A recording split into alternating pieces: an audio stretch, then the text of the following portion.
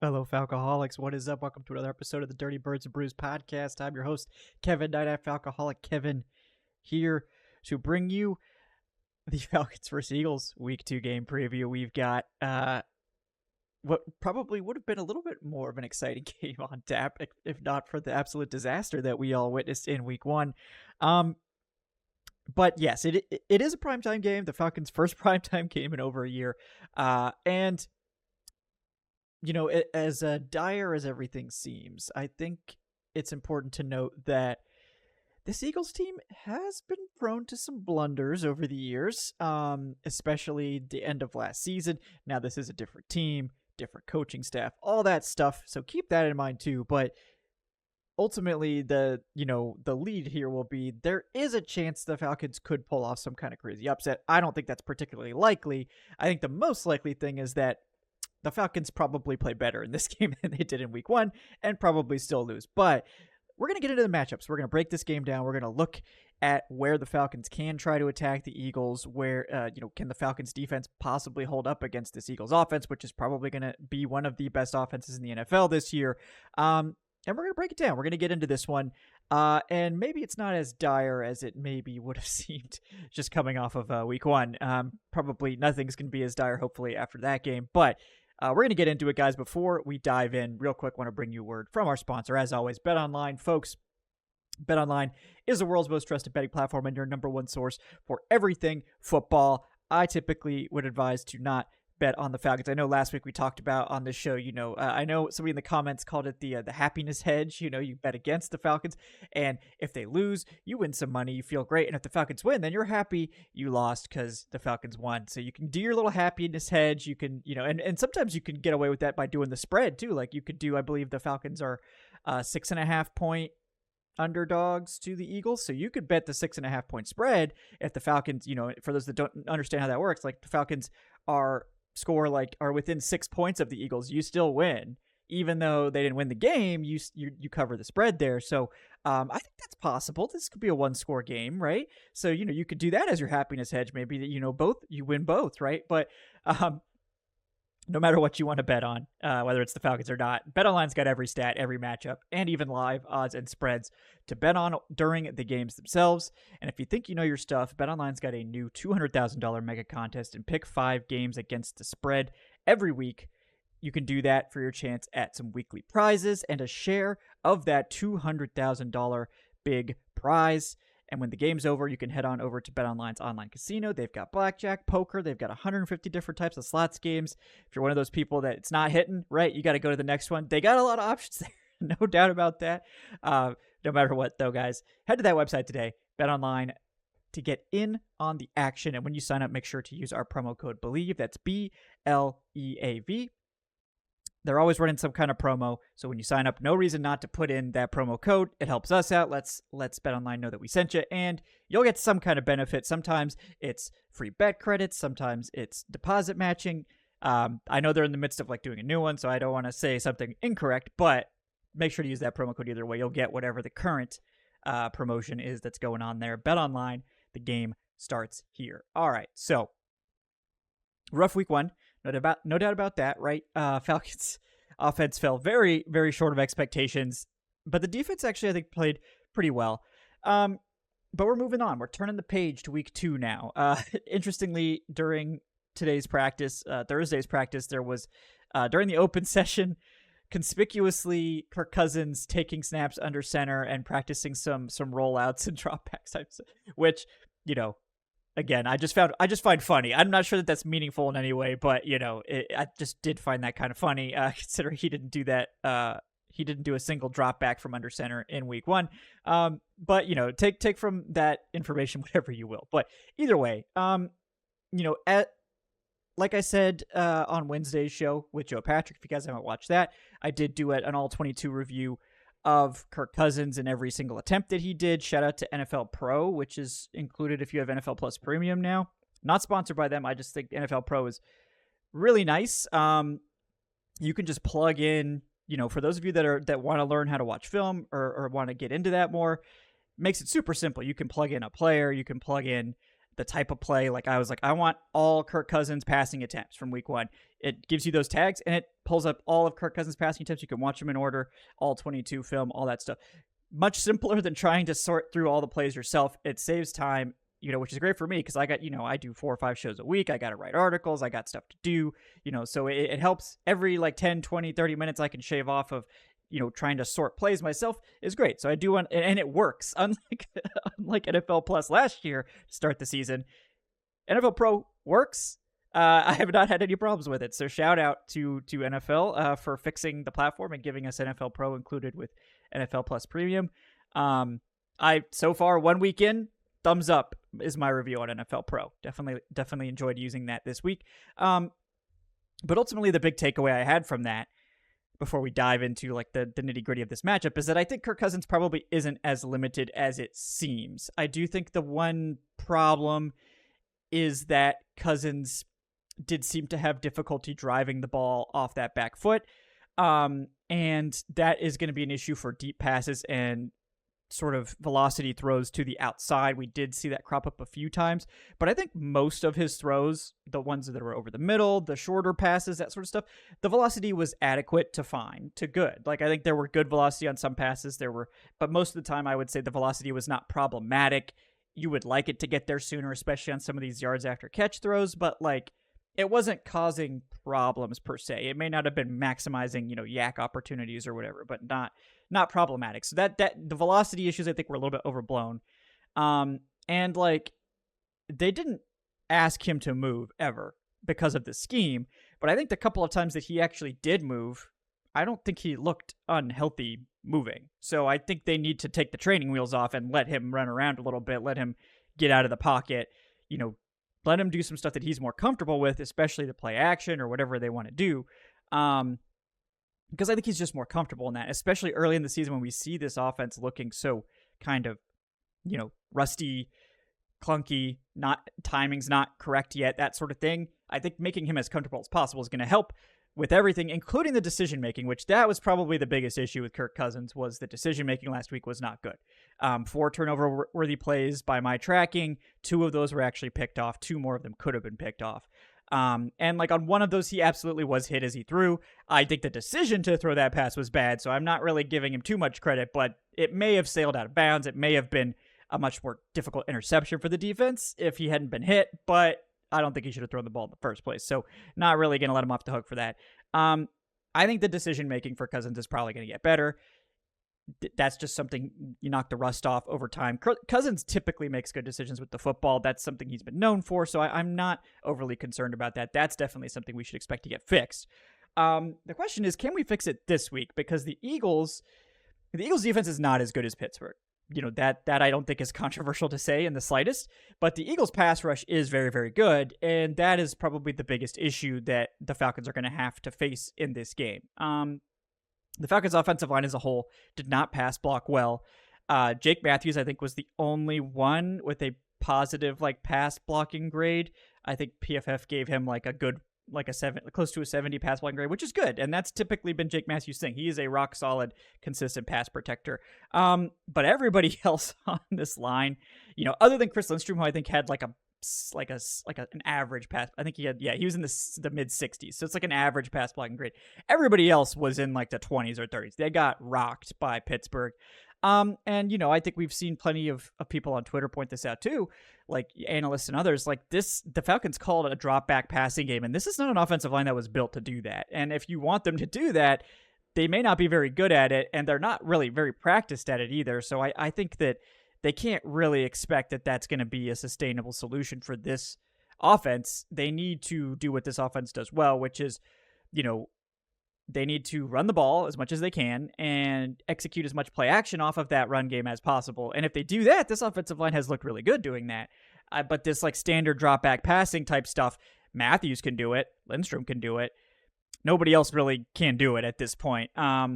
So I think that's one thing they have to figure out and figure out a way to get around that in this game, because the one thing the Eagles do super well is rush the passer. And they don't necessarily need to blitz to do it either. I think the Eagles did some really nice stuff with Zach Bond. Shout out to him. Left the Saints, now is coming on. Love to see that happen, always. But like, the Eagles, they have good edge rushers, they have good interior guys in terms of pass rushing. And if the Falcons are going to just drop back and pass, I think they're going to play right into what the Eagles want, which is they're going to put pressure on Kirk and hope that he coughs up the ball. Hope that they can cause turnovers off that, because that's going to lead to this game getting out of hand really, really fast, and they can't afford that. So the Falcons not only need to figure out a way to help the pass protection, they've got to adjust the passing game to compensate for what's likely to be a very aggressive pass rush here. We may see the Eagles blitz more than usual and do stuff like that because they think that this is a very vulnerable offensive line.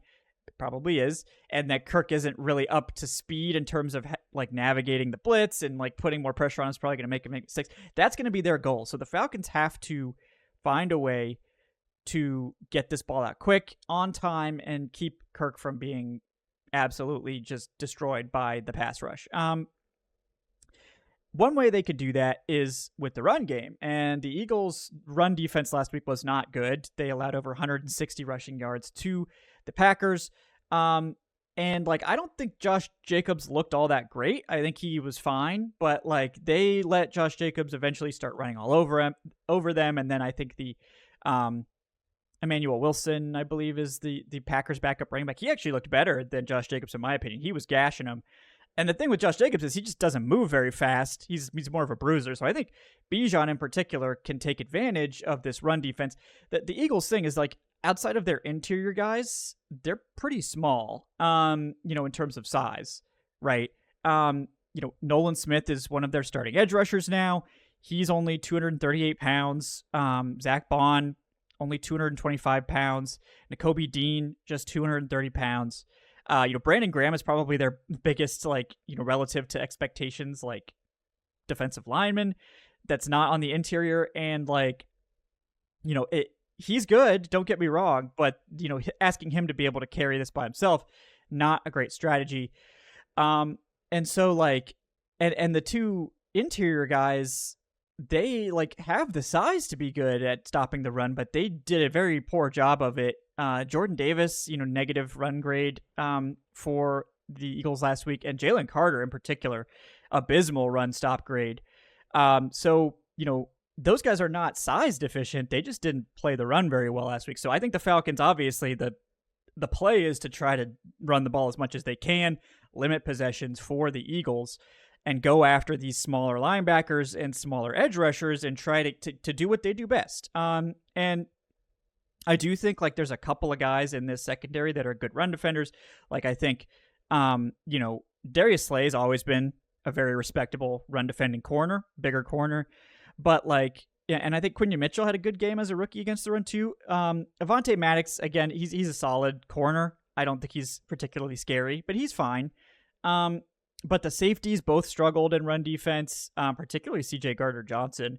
And again, the linebackers struggled too. So I think if you can get this ball out on the perimeter and block up those corners, those linebackers are going to have a tough time. So the run game getting going is important for Atlanta, but they also have to be able to do more in the passing game than they did last week. They've got to do something to keep those safeties back, or the Eagles will just sit on the run. Because that was one thing that the Packers did really well, was they kept threatening deep with their receiving core, and they also just did things to kind of keep the Eagles off schedule, with the reverses to Jaden Reed and stuff like that. The Falcons may have to get creative and start doing some of those things as well. But I think they need to convert this, maybe take a little bit off the top, right, and convert this to more of a Shanahan-style attack until Kirk Cousins and the offensive line sort of settle in. Attacking the short to intermediate area of the field with those quick timing routes and stuff like that. This is not stuff that should be, these sort of plays should be in this playbook, and Cousins is comfortable running them. So they may need to sort of adjust this game plan to be more focused on that stuff, as opposed to trying to hit these deep shots, which they were trying to do in week one. And they had some opportunities that didn't work, that were close to working. If Cousins had better protection. But I think against this pass rush, I think you probably don't. And with Cousins, athletic limitations at this point, whatever they are, probably don't want to go down that road. So, that's kind of the keys, I think, for the Falcons on offense against this Eagles defense, which I think is going to be better than last year, but I think they're still vulnerable against the run. And I think the secondary is still something that you can target. I think you got to get the run game going and work off play action with a Shanahan style passing game to sort of take the pressure off the offensive line and let your receivers go out there and win on those short to intermediate routes that don't require a lot of time to get open, because I think Cousins is going to be under pressure. So they're going to need some outlets there. And I think, this is a game where you could see Pitts have some success. It's just like, if they're going to, this is also a game where you probably want to focus on, just like last week, the slot corner is a weakness, right? Avonte Maddox, not a great coverage corner. I think, this could be another Ray McLeod game. And if that means that Pitts has to be the guy to chip, like he either has to learn how to chip or they're going to have to move Pitts out somewhere, right? To like one of the outside spots, or they're going to just have to take him off the field and get Charlie Werner in there until Pitts can figure it out. Or they should put Pitts in the slot and let Pitts go against Avonte Maddox, which I think he should be able to win that matchup. They haven't really, they need to call more stuff where Pitts can utilize his size and build up speed to get open. But again, it's like, I don't understand why this is so difficult. Like, you get Pitts on a 5'10" corner that doesn't, like 5'9" even in the case of Avonte Maddox. Like he doesn't need 10 miles of separation to catch passes over Avonte Maddox's head. You just target that matchup. Now maybe that, you'll see the Eagles adjust to have a safety there or something like that. But, if you're playing 11 personnel with Pitts as your tight end, you got to use Pitts as a pass catcher, not as a blocker. Like if you need to have a blocker in there, you're going to have to get Charlie Werner on the field, because I think it's time to move on from Pitts being a blocker. Like, I don't think we're ever going to get that. So, slap wide receiver on his name and call it a day. Because I'm tired of seeing the Falcons trying to make Pitts a blocker, because it's wasting his time. It's wasting our time. It's not doing anything for the offense. So, and if you need him to be a blocker, then you should probably just trade him and get another tight end in here. Which, I'm tired of watching this happen again and again. Like, he's not a blocker. Stop using him as a blocker. Get him involved in the damn passing game, and let's get rolling here. You need pass catchers. You don't, like, you got Charlie Werner to block. You don't need your 4th overall pick tight end to block. I'm sorry. Like, it's just a waste of time. So we need to move on from that experiment as soon as possible. But yeah, get as much on the ground as you can. Short to intermediate passing. Play action to help the offensive line, because that's what they're best at. That that could be, I think, a path to this offense playing a lot better. Will it be enough to overcome the Eagles offense? That's the question we're going to get to next. All right. So next up, maybe the Falcons offense can play better, right? Maybe they can get above 20 points and they can get something going and look a little bit cleaner this week, right? Good next steps. But then the problem is they're going up against an elite Eagles offense. I think this offense could have a claim to being one of the best in the NFL by the time we're said and done here. And, the Falcons defense, to their credit, I think played well last week. They did everything they could to kind of keep that Pittsburgh offense in check. And Arthur Smith, to his credit, I think called the game plan that they needed to call. It wasn't flashy. It wasn't very productive, but they didn't score a touchdown, but they did score enough points to beat the Falcons, which is all they had to do, because the Falcons offense was kind of hopeless. And the defense overcame 3 turnovers by the offense, all this stuff. And they gave the Falcons offense 2 opportunities in the 4th quarter to go and tie that game. It was a 1-score game the entire time. Falcons offense couldn't do it, but hats off to the defense. They did exactly what they needed to do. And the whole game plan of the Steelers was basically not to give Jesse Bates or Justin Simmons an opportunity to take the ball away. And they did a good job of that. So kudos to them. The Eagles, I don't think, are going to be that conservative. I think they think they could just beat up on the Falcons. And I think that's what they're going to try to do. So this Eagles offensive line, far better than Pittsburgh's. This is an elite offensive line, no question about it. The difference between this Eagles offensive line and like last year's is that, they don't have Jason Kelce anymore. That center position is probably the one weakness. I don't think Cam Jurgens is a bad center. He's just not Jason Kelce. So, they do have some vulnerabilities at center. And I honestly think, Mekhi Becton at right guard, probably someone you might be able to take advantage of. But I think the rest of that offensive line is really pretty top notch. So Falcons aren't going to necessarily be able to rely on dominating this offensive line. They're just going to try to have to hold their own. And, I think the Falcons defensive line could do that. But it's a tough matchup. And the Eagles are, with Saquon Barkley, I think he did such a great job last week. He's going to make that running game so much more explosive. So you've got to deal with Saquon Barkley and Jalen Hurts in the run game. It's going to be tough. No doubt about it. I think the Falcons do have really good linebacker play. I think by the end of the year, we could look at this as one of the best linebacking groups in the NFL. And shout out to Troy Anderson with the, I think, best PFF grade of his entire career last week against the Steelers. He had an 83.2. So big shout out to him. Was great in coverage, good everywhere else. I think he has finally started to figure it out, which is a great thing. And then Nate Landman, one of the highest graded linebackers in the NFL last week with that heroic 4th and 1 and some other stuff. And Caden Ellis, I think the Falcons tried to move him around and do some different things.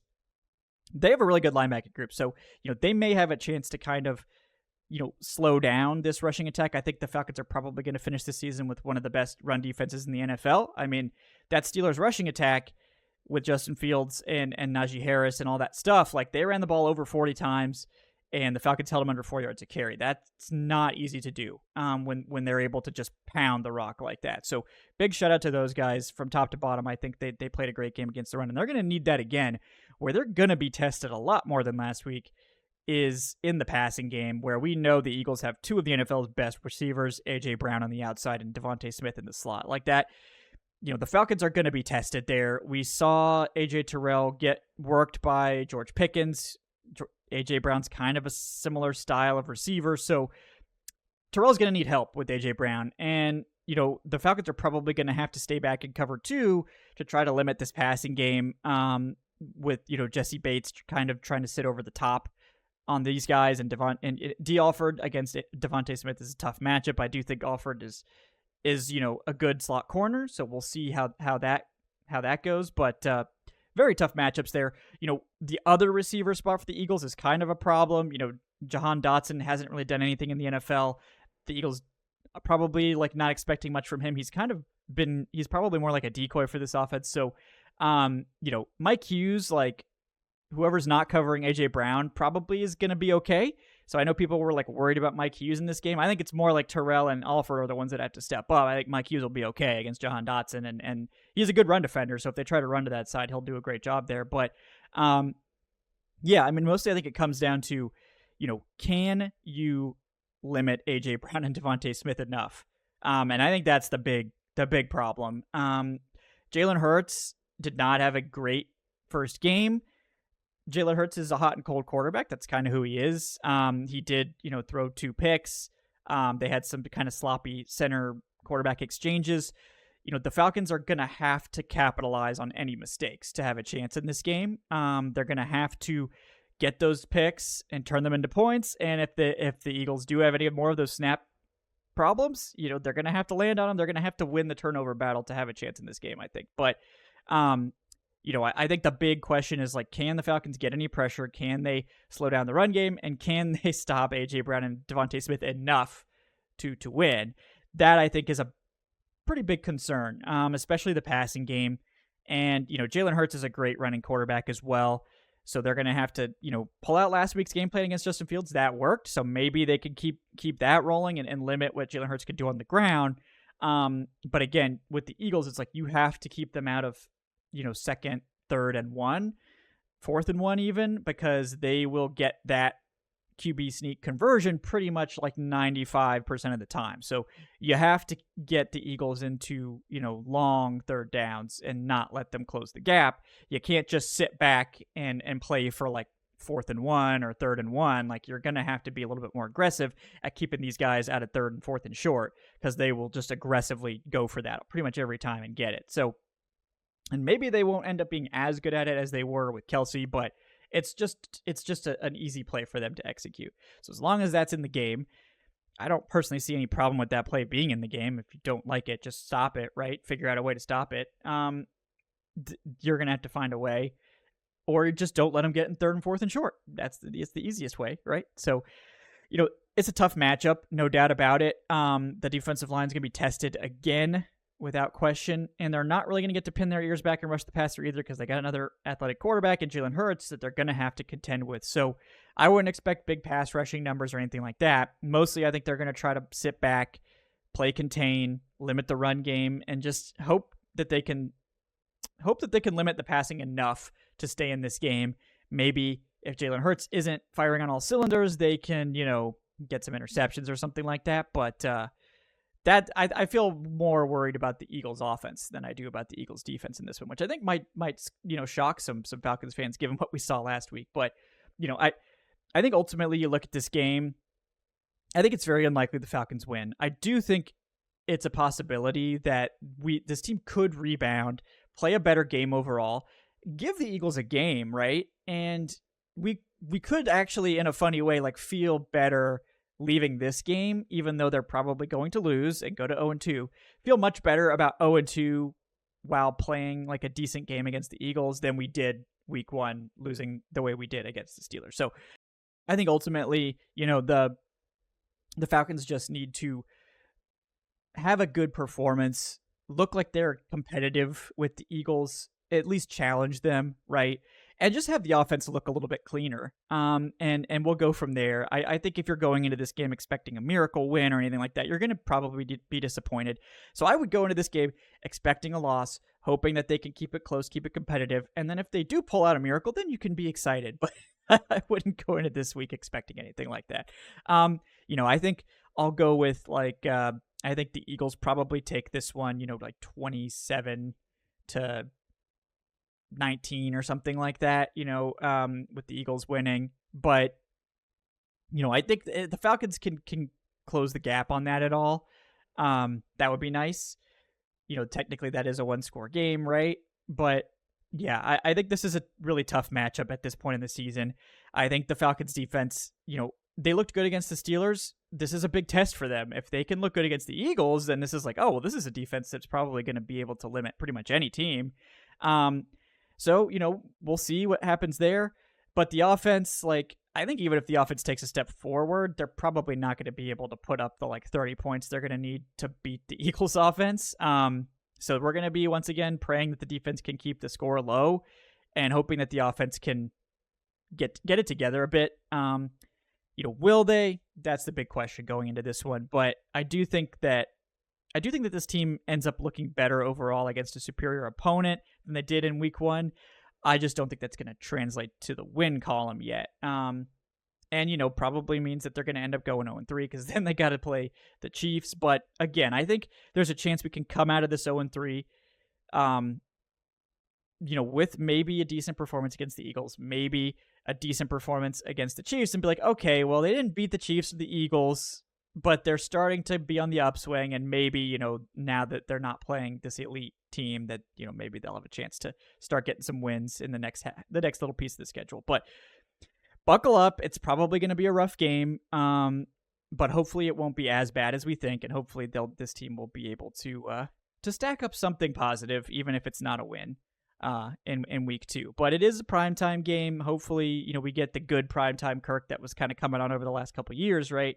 And can look a little bit more like we have some life on offense, because I think that's what everyone's kind of panicking about at this stage. But guys, thank you so much for joining us here on Dirty Birds and Brews. We appreciate everyone hanging out. Hopefully this game will go better than last week, even if it doesn't result in a win. But please like and subscribe if you're watching on YouTube. Those both help us out a ton. The likes help the video get more reach, and then the subscriptions also help the channel grow. Appreciate that. If you're interested in supporting the show, you can sign up for the YouTube channel memberships to get access to this show, usually a day early, something like that. If you like the early access, things like that, appreciate that for sure. And also, you can check out the Patreon if you're more of a podcast listener. Get some podcast perks on there. We're going to be doing, I believe, our first Q&A of the season for our patrons and channel members. That'll be on Tuesday, I think, probably Tuesday, afternoon, evening. I'm thinking around 5 p.m. Eastern. So keep an eye out for the information on that one. And then, leave us a 5-star review on your podcast platform of choice. Check out the community Discord server. Check out thefalcoholic.com for all that great written content. We'll be back late on Monday night to bring you the post-game show. No matter how bad it is, we'll be here. And then we'll be getting into week 3, where things don't get any easier with a Sunday Night Football matchup against the Kansas City Chiefs on deck. The good news is these are probably the 2 of the 3 hardest games on the schedule back-to-back. And after we get through this gauntlet, things do lighten up quite a bit. So we will, we'll have to survive this and then go from there. But guys, thank you so much for joining us. We'll see you next time on Dirty Birds and Brews. Have a great day. Have a great weekend, folks.